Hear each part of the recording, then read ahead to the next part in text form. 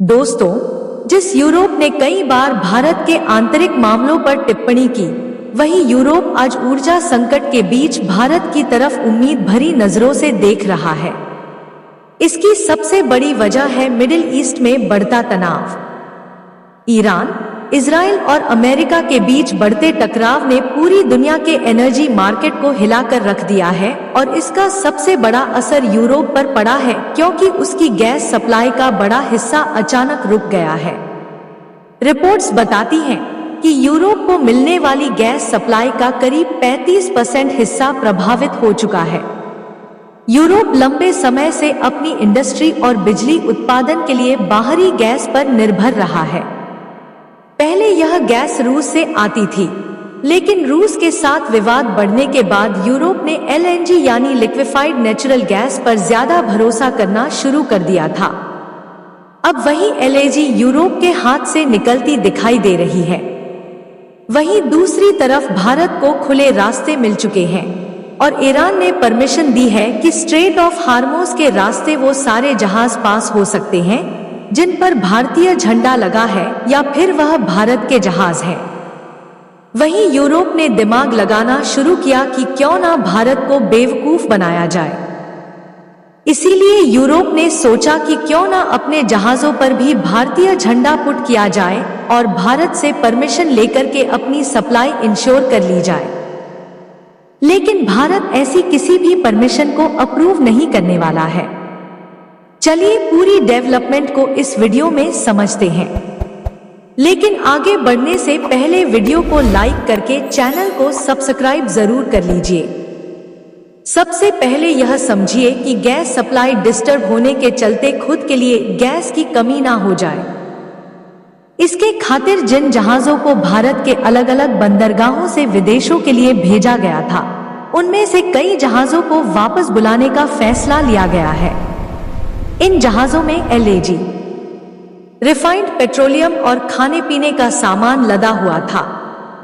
सरकार का मानना है कि ऐसे समय में घरेलू सप्लाई को सुरक्षित रखना ज्यादा जरूरी है। सरकार ने बंदरगाहों को भी विशेष निर्देश दिए हैं। जिन जहाजों को वापस बुलाया गया है, उन्हें भारतीय पोर्ट पर खड़े रहने की अनुमति दी जा रही है और उन पर किसी प्रकार का अतिरिक्त शुल्क नहीं लगाया जाएगा। सामान्य परिस्थितियों में बंदरगाह पर जहाज खड़े रहने पर भारी फीस लगती है, जिसे डेमरेज कहा जाता है। लेकिन इस बार सरकार ने व्यापारियों को राहत देने के लिए यह शुल्क हटा दिया है। अगर यूरोप की स्थिति को समझें, तो इसकी शुरुआत तब हुई जब रूस और यूरोप के बीच ऊर्जा को लेकर तनाव बढ़ गया। रूस कभी यूरोप की कुल गैस जरूरत का लगभग 40% हिस्सा पूरा करता था, लेकिन विवाद बढ़ने के बाद रूस ने सप्लाई कम कर दी। इसके बाद यूरोप ने अमेरिका और कतर से एलएनजी खरीदना शुरू किया और उसे उम्मीद थी कि वह इसी के सहारे अपनी जरूरत पूरी कर लेगा। लेकिन इसी समय एशिया के देशों ने बाजार में तेजी से खरीदारी शुरू कर दी। भारत और चीन जैसे बड़े देशों ने स्पॉट मार्केट से बड़ी मात्रा में एलएनजी खरीदनी शुरू कर दी। स्पॉट मार्केट वह बाजार होता है जहां तुरंत डिलीवरी के लिए गैस खरीदी जाती है और इसकी कीमत आमतौर पर ज्यादा होती है, लेकिन सप्लाई जल्दी मिल जाती है। कई ट्रेडिंग रिपोर्ट्स बताती हैं कि कई एलएनजी टैंकर जो पहले यूरोप के लिए तय किए गए थे, उनका रास्ता बदलकर एशिया की तरफ कर दिया गया। कुछ आंकड़ों के अनुसार कम से कम 12 बड़े एलएनजी टैंकर जो जर्मनी और नीदरलैंड के बंदरगाहों की ओर बढ़ रहे थे, उन्हें भारत और चीन की तरफ मोड़ दिया गया। इसका सीधा असर यूरोप की ऊर्जा व्यवस्था पर पड़ा है। वहीं चीन की अर्थव्यवस्था फिर से रफ्तार पकड़ रही है और वहां बिजली की मांग तेजी से बढ़ रही है। इसीलिए चीन ने अमेरिका और कतर से प्रीमियम कीमत देकर कई गैस कार्गो पहले ही बुक कर लिया है। अंतर्राष्ट्रीय नियमों के अनुसार जब एक बार एडवांस भुगतान हो जाता है, तो उस गैस को किसी दूसरे देश को नहीं भेजा जा सकता। भारत भी ऊर्जा सुरक्षा को लेकर तेजी से काम कर रहा है। भारत पहले से ही कतर और अमेरिका के साथ कई लॉन्ग टर्म कॉन्ट्रैक्ट कर चुका है और इसके साथ साथ स्पॉट मार्केट से भी गैस खरीदने की रणनीति अपनाई जा रही है। भारत की अर्थव्यवस्था तेजी से बढ़ रही है और उद्योगों के लिए गैस की मांग लगातार बढ़ रही है। इसलिए ऊर्जा सुरक्षा भारत की प्राथमिकता बन चुकी है। इस पूरे खेल में एक और दिलचस्प बात सामने आई जब बांग्लादेश ने भी बड़ी मात्रा में एलएनजी खरीदनी शुरू कर दी।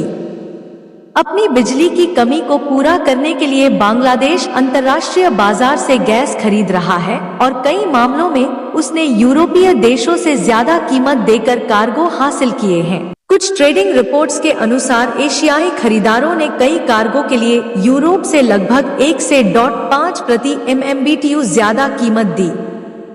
जब कोई देश ज्यादा कीमत देने को तैयार होता है तो सप्लायर भी उसी दिशा में सप्लाई भेजते हैं। यही कारण है कि कई जहाज यूरोप की जगह एशिया की ओर मुड़ गए। कतर और अमेरिका जैसे बड़े सप्लायर भी अब साफ कह चुके हैं कि वे बाजार के हिसाब से फैसला करेंगे। उनके लिए सबसे महत्वपूर्ण चीज कीमत और भुगतान है। जो देश प्रीमियम कीमत देगा वही गैस हासिल कर पाएगा। इसलिए ऊर्जा बाजार में अब दोस्ती से ज्यादा महत्व व्यापार को दिया जा रहा है। यूरोप की मुश्किलें इसलिए भी बढ़ रही हैं क्योंकि उसके गैस भंडार तेजी से घट रहे हैं। मौजूदा समय में यूरोप के गैस रिजर्व लगभग 35% के आसपास बताए जा रहे हैं। विशेषज्ञों का मानना है कि सर्दियों के मौसम से सुरक्षित तरीके से गुजरने के लिए कम से कम 70% गैस भंडार होना चाहिए। अगर यही स्थिति बनी रहती है तो यूरोप को बिजली की कटौती और उद्योगों में उत्पादन घटाने जैसे कदम उठाने पड़ सकते हैं। स्टील, फर्टिलाइजर और केमिकल जैसे उद्योग सस्ती गैस पर निर्भर होते हैं और गैस महंगी होने पर इनकी लागत तेजी से बढ़ जाती है।